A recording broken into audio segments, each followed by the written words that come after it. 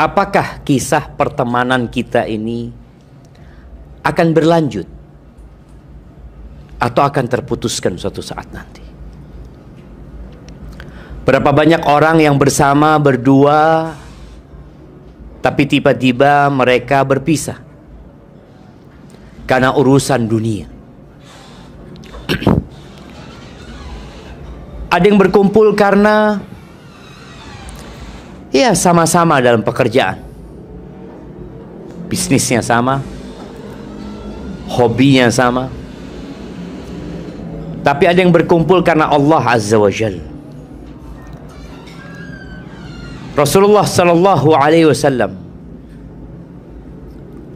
menyebutkan bahwa orang-orang yang saling mencintai karena Allah, mereka akan dikasih mimbar-mimbar dari cahaya. Mimbar di mana seorang berada di depan disaksikan oleh umat manusia. Dalam hidupnya di dunia, kecintaan dia sama kawan-kawan itu karena Allah. Boleh jadi kita ngomong sekarang, kecintaan kita karena Allah. Tapi nanti akan terbukti. Karena ada yang kecintaannya karena kepentingan. Maka malam ini kita akan membahas tentang adab berkawan. Agar pertemanan kita, dia cari kawannya. Dia akan bertanya kepada Allah Azza wa Jalla,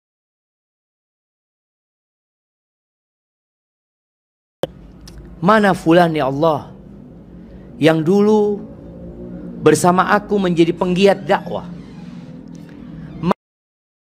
yang dahulu sholat tarawih bersama kami. Mana fulan ya Allah yang dulu umroh bareng kita. Perkawanan itu perlu dijaga dengan menjalankan adab-adab. Karena setan ingin merusak di antara dua orang yang mencintai karena Allah Azza wa Jalla. Bahkan kata Nabi SAW, tidaklah dipisahkan antara dua orang yang saling mencintai karena Allah illa bidzambin ahdatsahu ahaduhum, kecuali karena salah satunya berbuat dosa, sehingga perkawanannya jadi rusak. Apa penyebabnya? Dosa. Maka kalau bicara berkawan, insya Allah semua sudah tahu dan punya pengalaman. Dia dulu pernah berkawan dengan orang-orang yang membuatnya jauh dari Allah Azza wa Jalla.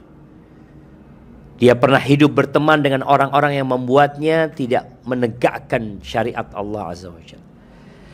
Dan sekarang kita sudah berubah. Kawan-kawan kita mengingatkan kita untuk sholat berjamaah. Kawan-kawan kita mengingatkan kita tentang halal dan haram. Maka wajib bagi kita untuk berusaha menjaga dan merawat perkawanan itu.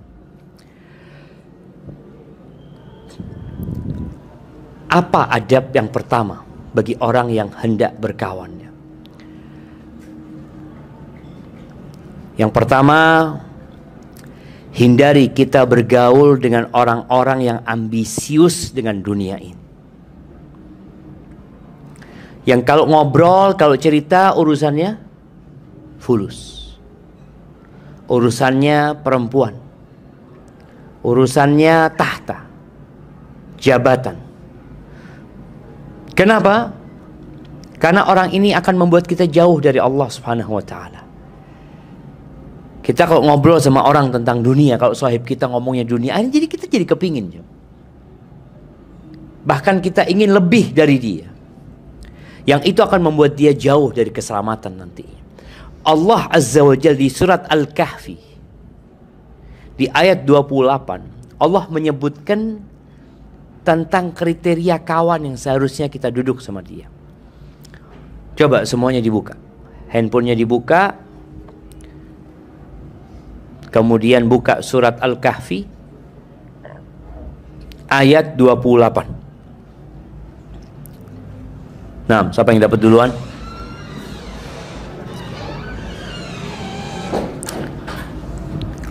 Surat Al-Kahfi ayat 28. Nah, jemaah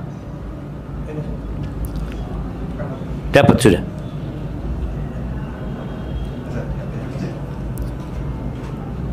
Jarang dibuka Qurannya kok.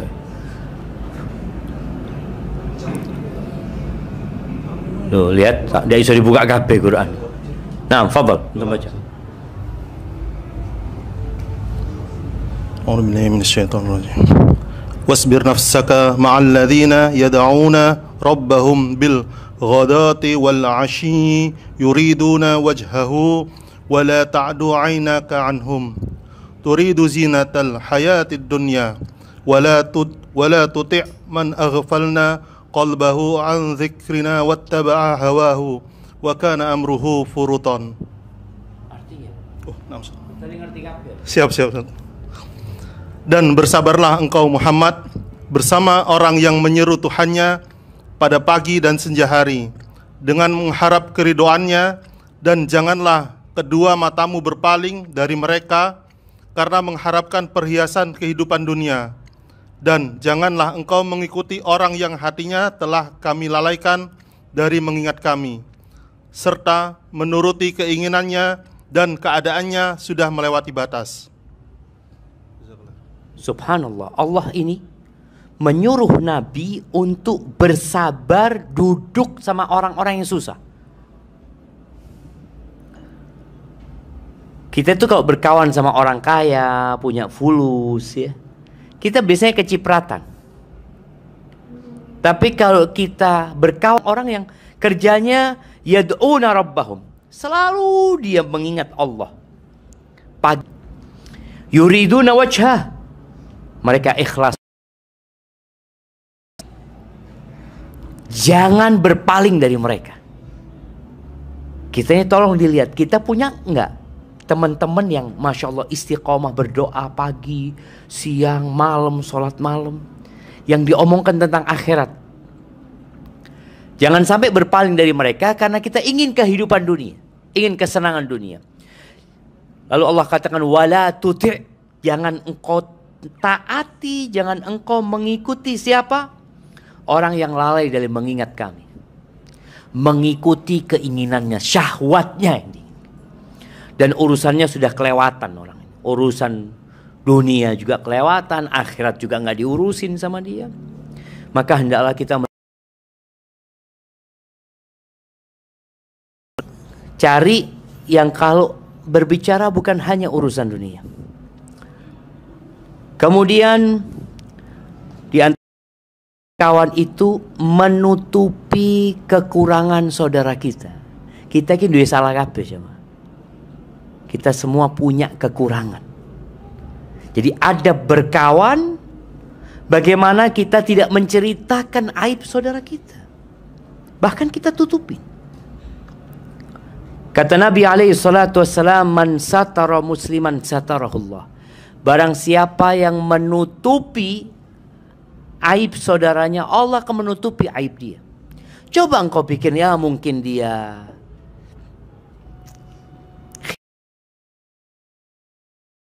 ngomong, mungkin dia lupa.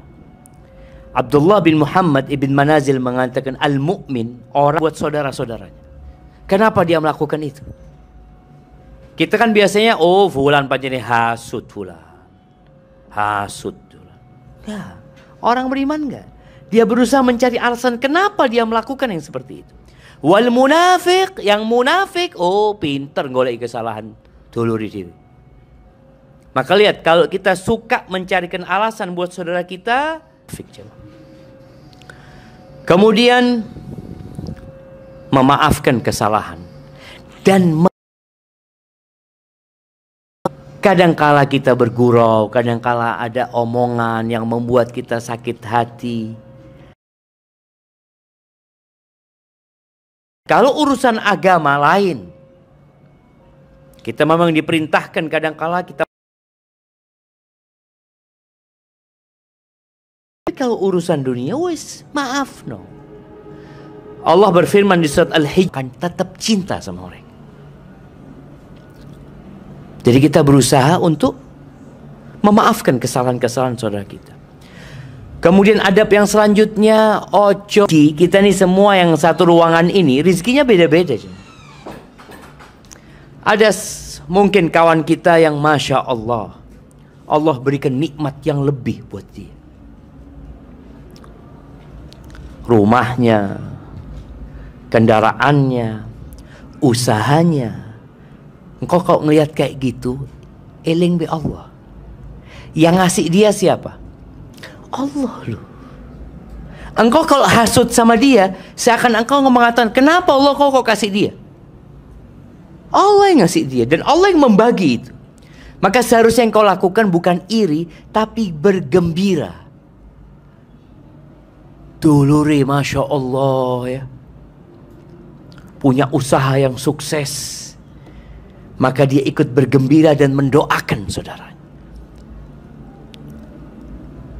Karena sekali lagi kita harus tahu, Nabi alaihissalatu wassalam mengatakan kepada para sahabatnya, la tahasadu. Kalian jangan saling hasut. Biasanya orang kalau masih merintis usaha, si turung sukses, ya, itu solid jemaah. Masya Allah, bismillah wis. Nggak usah dihitung keringatku. Yang penting usahanya jalan. Masya Allah. Tambah banyak, duit tambah akeh. Seharusnya ketika uangnya tambah banyak kan dia sudah selesai, alhamdulillah. Tapi ternyata membuat orang jadi hasut. Nabi mengatakan kepada mereka, kaifa antum idza futihat alaikum al-furs war-rum. Kalian, kata Abdurrahman bin Auf, ya kita akan menjadi seperti yang Allah perintahkan katanya. Apa kata Nabi SAW? Awa ghaira dhalik. Kayaknya nggak kayak gitu kalian. Kalian akan tatanafasun, bersaing. Dan persaingan ini adalah benih-benih iri. Orang kalau sudah bersaing sama dulure, itu benih-benih iri itu ada. Makanya pernah mendengarkan seorang syekh mengatakan, jangan pernah engkau membandingkan anakmu dengan orang lain di hadapan dia. Engkau hanya mendidik dia untuk hasut. Jangan pernah mengatakan, lu kakakmu kayak gini. Lah, kalau mau bandingkan dia dengan diri dia sendiri. Nah, engkau ingat dulu, engkau itu semangat lu belajarnya. Engkau bisa jawab itu. Jadi dia dibandingkan dengan dirinya sendiri. Anak-anak ini secara kemampuan beda-beda. Kita nggak bisa nuntut anak kita kayak anaknya tetangga. Ya enggak. Ya bagaimana engkau memotivasi dia tanpa membandingkan? Karena itu awal dari hasad nanti. Kalian yang pertama akan bersaing, kemudian saling iri, kemudian kalian akan saling, ya kalau mungkin dia kongsi kerja akan pisah, kemudian akan saling bermusuhan. Maka tolong ingat yang kasih rizki itu Allah Azza wa Jalla. Kemudian yang selanjutnya, hendaklah kita menjaga hati kita dengan memberikan nasihat kepada saudara kita dan menerima kalau dikasih nasihat. Kita kan lekokon nasihat jamaah semangat, awakmu itu yo, sing kena yo. Giliran dikasih nasihat, merasa, loh, siapa ini sing nasihat? Jadi kita ini merasa sing paling kena.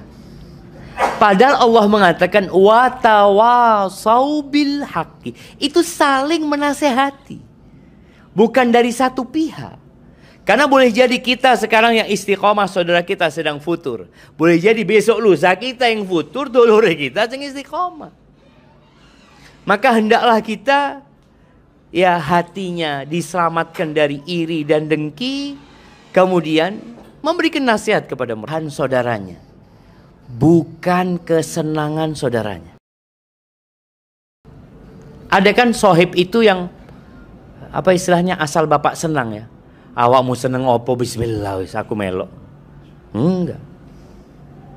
Kau harus perhatikan apa yang akan mengantarkan kepada solehan kawan itu yang kita dukung. Disebutkan oleh Abu Saleh, dia mengatakan al-mu'min yu'ashiruka bil ma'ruf. Orang yang beriman itu akan bergaul denganmu dengan cara yang ma'ruf. Wa yadulluka salahi dinika wa dunyak. Dia akan menunjukkanmu kepada yang baik buat agamamu dan baik buat buat duniamu. Itu orang mukmin. Dia ingin kebaikan buat saudaranya. Wal munafik, kalau munafik yang ada dia hanya muji engkau, masya Allah, kon banyak dikenal, dan menunjukkanmu kepada yang disenangi sama engkau. Apa kesenangan kawannya dia tunjukkan. Dan orang yang dijaga sama Allah yang bisa bedokno, oh iki koyo jerumuskan aku ke neraka kayak. Hendaklah kita jadi tahu coba. Kawan kita ini yang seperti apa yang ada di sekitar kita. Kemudian cari kawan yang pemalu coba. Dan kita kalau berkawan sama dia isin bisa. Kan ada kita kalau mau berbuat yang aneh-aneh, onok die, udah enak, onok fulan. Jadi keberadaan dia itu menghalangi kita untuk neko-neko. Kan ada kawan, momennya ada kawan yang kalau kita ngelihat harim ya, masya Allah, ittaqillah, iya afwan. Kan ono kawan nih, ono harim, masya Allah, ini, iku, jadi malah digorei jemaah. Lo ada yang seperti itu, kawan kita tahu lah. Mana kawan yang kalau kita kumpul sama dia kita malu, ada kawan yang kalau kita kumpul sama dia malah maluin jemaah. Maka hendaklah tadi, karena rasa malu ini tidak mendatangkan kecuali kebaikan. Kemudian yang selanjutnya, jangan ingkar janji. Karena tanda-tanda munafik itu ingkar janji. Biasanya kawan kita, kalau kita mulai ingkar janji sama dia, mulai jarak itu akan terbentuk jemaah. Khususnya urusan utang. Insyaallah, kapan bayar? Insyaallah 5 dino nih. Petong dino baru telepon. Afwan nih. Iki telat iki. Afwannya sudah telat. Kalau mau afwan sebelum 5 hari. Kok tidak iso bayar aku. Kesian jemaah, memang orang punya utang itu ya. Ana beberapa kali dimintain tolong sama sohib. Dia, Ustaz, golek no Ustaz. Ana butuh dana, ini rumah mau disita, ini itu macam-macam. So akhirnya ana carikan ini itu, dibantu ya. Hilang akhirnya orang itu. Tak bayar-bayar. Akhirnya kita itu ada jarak sama dia. Nggak nyaman lagi seperti dulu gitu ya. Sufyan Ats-Tsauri mengatakan, la ta'id akhaka mau'idan fatukhlifa. Jangan engkau menjanjikan sesuatu kepada saudaramu lalu engkau mengingkarinya. Kenapa? Fatastabdilul mawaddata bughdhan. Engkau sejatinya sedang menggantikan cinta dengan kebencian. Kalau sudah ingkar janji yang ada, jadi tidak senang. Kita tuh jadi ngelihat fulan, ketemu sama fulan, ahlan, biasa wis. Iki ngomong tok. Ketika antum tidak mampu memenuhi, jangan pernah janji. Sudah. Ketika antum mau ngasih dia sesuatu ya, biarkan itu di hatimu. Sampai memang terjadi, alhamdulillah. Momennya antum janji mau ngasih sepeda motor, insyaallah awakmu tak tukno sepeda motor. Wis tidak usah ngomong. Punya rezeki beli sepeda motor, antarno. Fadhol. Karena belum tentu antum bisa. Orang itu kalau belum punya rezeki ngomongnya dhuwur jam. Insyaallah, lek omah iki payu, cak tukono sepeda motor. Payu nyekel dhuwit, lali bisa sepeda motor jemaah. Jangan menjanjikan sesuatu yang nanti engkau mengingkari. Sudah, diam. Dongakno anak kamu punya rezeki bisa berbagi, umum gitu jemaah. Tapi jangan menjanjikan sesuatu. Kemudian kawan yang baik itu menyimpan rahasia saudaranya. Kita semua punya rahasia. biasanya kita akan cerita sama kawan yang kita percaya. Maka tolong jangan ceritakan kepada orang lain. Biasanya apa jamaah? Iki rahasia ya, tenang. Kok ngomong nih wong liya, cuk cerita sapa jamaah? Iki rahasia. Ada seorang lagi cerita rahasia dia kepada sahibnya. Ketika selesai, kawan yang ceritain ngomong, ente ingat sama rahasia ana? Apa kata orang ini? Enggak, lalian. Lali. Siap, jazakallah khair. Lupa aja. Kadang-kala kawan kita itu cuma ingin curhat. Ketika selesai curhat, kau ditanya, eling deh, iki rahasia lo. Lali aku wis.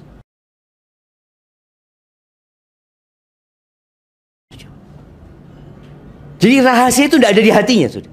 Tidak ada. Makanya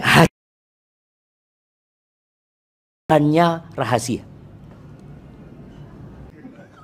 Kulaan rahasia. Apa? Ono cerita ta? Jadi kulaan ini. Dia juga aku ro. Pancene koyo ngono iku. Pak, hatimu kuburannya rahasia. Rahasia masuk sana, wis mati.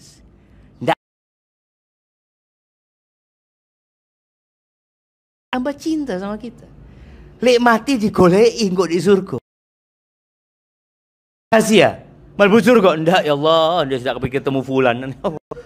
Jadi ndak ono di surga. Oh, alhamdulillah ndak ono di surga.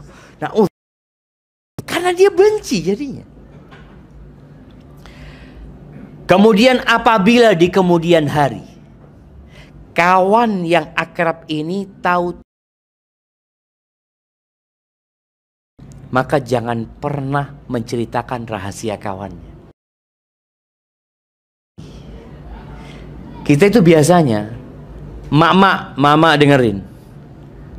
Mak ini kadangkala apa istilahnya? Corun.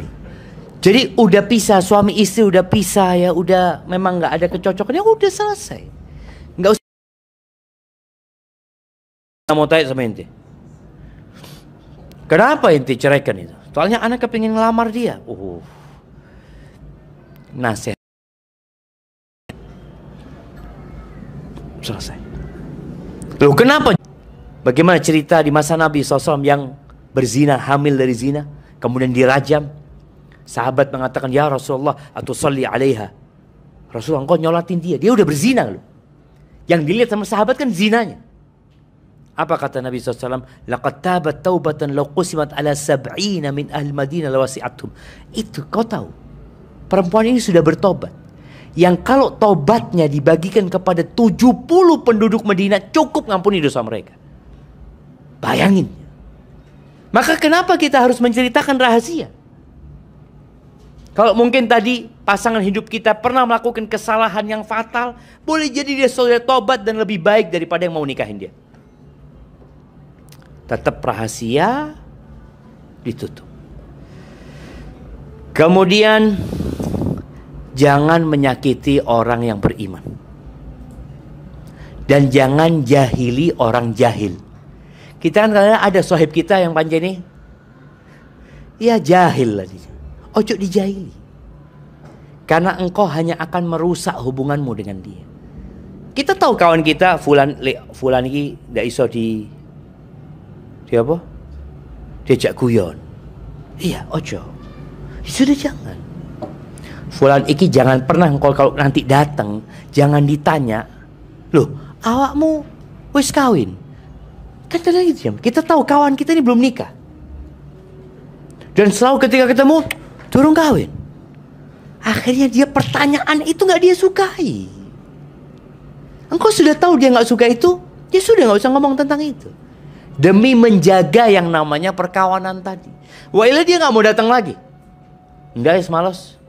Aku biasa lihat teko ditakoni. Ada satu imam masjid. Ana setahun sekali ke tempat itu. Ana sudah 5 tahun ke tempat itu. Nih imam belum nikah-nikah. Kemarin waktu Ana ke sana dia menghindar dari Ana.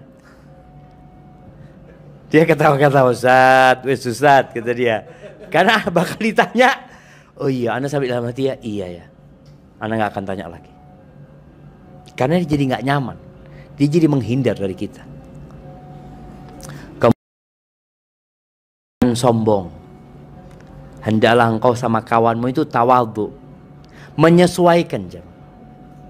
Kita kalau berkawan, kawan kita ini memang ya nggak kaya lah. Jangan engkau bawa yang mewah-mewah ke tempatnya dia. Hanya akan bikin dia nelongso. Datang dengan mobil yang mewah ke rumah dia. Enggak, engkau bisa datang naik Grab, naik taksi datang ke rumah dia. Numpak apa? Pak taksi. Oh iya. Tapi kok datang dengan mobil mewahnya, mobilnya mewah, jamnya mewah, ini itu, kesian saudara kita.